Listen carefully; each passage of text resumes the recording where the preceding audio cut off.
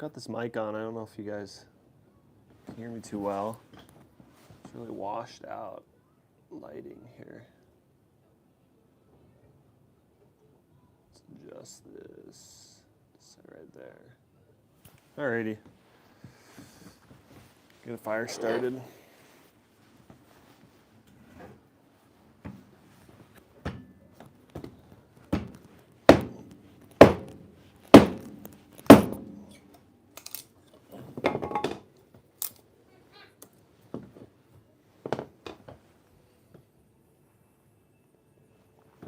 So I want to start this, do this live stream because it was easier. It's easy to start a fire and talk about stuff. We are going to start into a series talking about this book, The Marvelous Pigness of Pigs. And yeah, I'll just read you guys the intro, I guess. Oh, hello. Hi. My daughter's here too. Come here, sweetie. You want to read this with me? No, okay. You don't have to. It's an important and thought-provoking explanation of how by simply appreciating the marvelous pigness of pigs, we are celebrating the glory of God. As a man of deep faith and a student of the Bible, and as a respected and successful ecological family farmer, Joel Salatin knows that God created heaven and earth and meant for all living organisms to be true to their nature and their endowed holy purpose. He intended for us to respect and care for his gift of creation, not to ravage and mistreat it for our own pleasure or wealth. The example that inspires the book's title explains that Salatin means when huge corporate farms confine pigs in cramped and dark pens, inject them with antibiotics, and feed them herbicide-saturated food, simply to increase profits, they are not respecting them as a creation of God or allowing them to express even their most rudimentary uniqueness. That special role, that is part of his design. Every living organism has a God-given uniqueness to its life that must be honored and respected, and too often that is not happening today. Salatin shows us the long overlooked ethics and instructions in the Bible for how to eat, how to shop, and how to think about how we farm. Just interesting topic, especially obviously for mostly Christians. But for anybody who's really thinking about getting into farming, I think there's a lot of proper treatment of animals and kind of everything from an agricultural or perspective, I guess. But I'm going to get this fire going. I'm going to talk about some of the stuff that we have for topics that we're going to do videos about, and mostly just kind of try to get this video up for those of you who follow us and are interested about the next series we're working on. Also, those who follow us, today's Wednesday. So today is the day on the family compound where we watch kids, but kids started puking last night. So I'm down here with our kids. Katrina's up there with my sisters and my brother-in-law's kids, my nieces and my nephew, and just trying to keep the kids at least a little bit separated.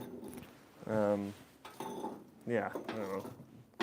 Helps with day-to-day life, I guess. But this is pretty much a normal Wednesday. Kind of a lazy one, though, because the wind is like 30, 40 miles an hour out there, and it's kind of chilly. So, start the stove. I dropped my phone doing that.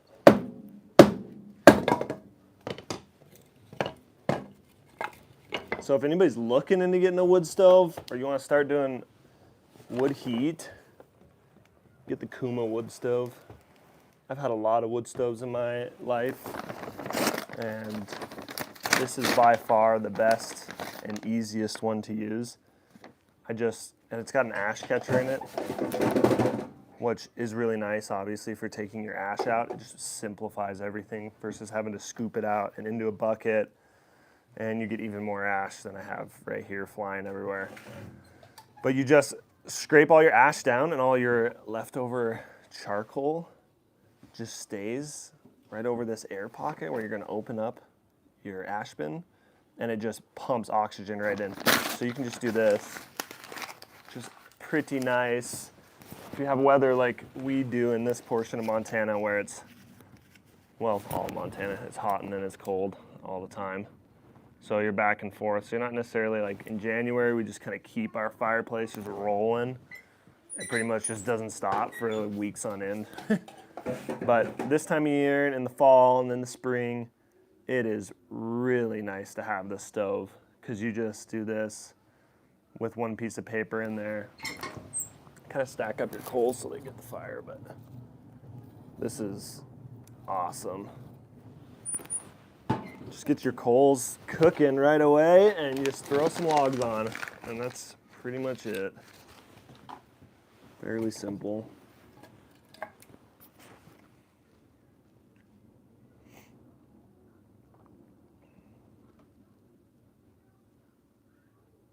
So once that paper burns down, it's gonna end up having just these coals left.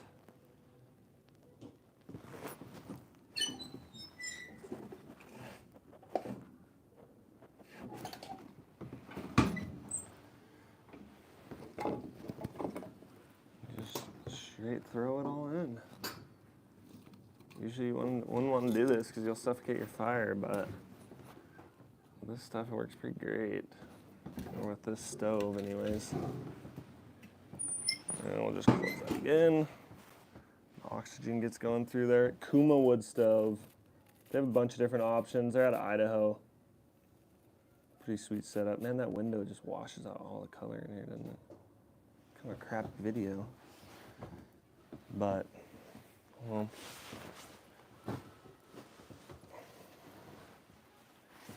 okay, so again, for everybody coming in, today's typical Wednesday. I have my two kids down here. We live on the family compound, so I end up taking turns kind of watching kids, and today is our day. Look at that, my fire's already going. It's really nice. Okay, so back to the book that we're gonna start going through for our next video ideas, The Marvelous Pigness of the Pig.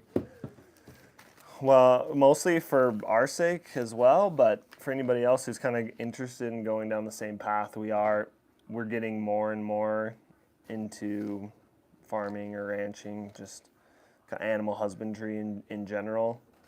So we've been reading quite a few books on regenerative farming, different, just different takes on that. And I think this is probably the best book on that whole subject.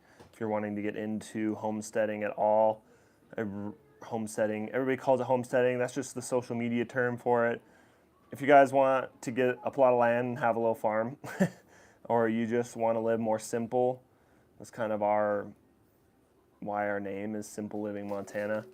It's not necessarily because we don't live off grid. We have a washer and dryer. We have amenities. We have different things close to us. We really don't even live that far out of town. But simple living for us is decreasing the distance from us to where we get our goods, if that makes sense. So with different things that we use and produce, or different things that we use and different things that we ended up producing as well. So like our firewood is a good example. We decided to not have propane or not have another heat source that's very dependent on somebody else, and to simplify it, start using wood. Is it simpler? No, it's not. It's a lot more complicated. It takes a lot more work. But it's very rewarding to know that I will always have heat on in my home. So that's kind of encompasses all of this. And for our food also, just to simplify that. And to simplify our food means to shrink the radius of where we're getting our food, the distance that our food has to travel to get to us. So the best way for us to do that is to get more and more into animal husbandry. I spent some of my growing up years farming and ranching where I grew up, and I did 4-H all through junior high and below, and like 1 year in high school, but it was for equestrian stuff, that was for horses. But yeah, anyways, we are, I'm just kind of rambling now, but got this fire going, and anybody else who's watching this that isn't watching it live, just comment in just interesting topics, I guess, that you guys would be interested in finding out, or that you're just curious about us even. We're trying to just be creative with different ideas and things that we're bringing people in on. Obviously, our homesteading, our simple living is the main push, is the main thing that we want to talk about and why we're doing this. But with that, again, we're going to get into this book a little bit. I just kind of want to read you guys some chapters. I don't know, I mean, people don't really even comment on our stuff. I don't have a huge following or anything, but for the people that do and that are interested,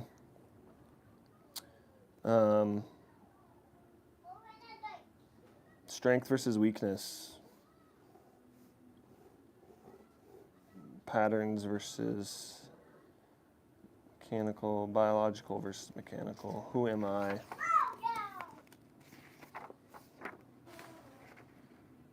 So Katrina and I, that's my wife, for those who don't know,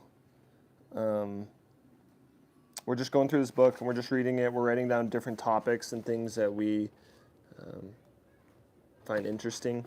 This book really goes into kind of the push and the pull between, I guess it's political, the left versus the right, and that essentially finding that agrarian or animal husbandry, these kind of areas tend to be very right-leaning and conservative, but that there is a lot of left tree huggers, whatever you want to call granola, whatever you want to call them, that have the very right view, I believe also a very correct view, more of a biblical view on how land and animals are treated and grown and produced. And he's caught a lot of flack for that because he's obviously a very conservative, he's a Bible thumper, kind of guy. So he's kind of bridged that gap. Basically, both sides just hate him is what's happened. But there's a lot of people that land in that middle, and that's the people that we want to have. I'll thank you guys for praying for the kids. I just saw that. Yeah, it is wild. Yeah, we just had our kids. We were just puking last week, but yeah. So again, this live was just because it's easy. We're watching kids. Kids are sick. Kids are watching a show for another 15 minutes here. So I was just going to try to hop on here and talk to you guys about our next topic that we're going to go into, which I find very interesting. I think could be a lot of flack from both sides. It doesn't really matter. But just to show you guys where we're at in this process and how, we want to have a clean, organized farm that treats animals well. And see, you even just talking like this, I know that there's other people that, I don't know, that just oppose that for some reason. Or they're just offended. Maybe they feel attacked, I guess, that these people or I am attacking them and how they've been doing it for hundreds of years. My family's been involved in some form of type of agricultural or farming my entire life. My family's been here 100 years. So I still have family that are doing it to this day and have been doing it the same way they've been doing it for the last 100 years. And it does work, and we've been feeding people, and that's awesome. But we are on a smaller scale, us personally. And to be honest, we're just kind of experimenting with it. We're kind of trying to enjoy it as well. But I know that compared to like the Tyson farms and things like that, just these bigger corporate farms, that there's just a lot of nasty stuff that happens. And that's where the left comes in and a lot of the PETA and things like that opposing these people because they think that this is how all farms are ran or ranches are ran. It's just not the case at all.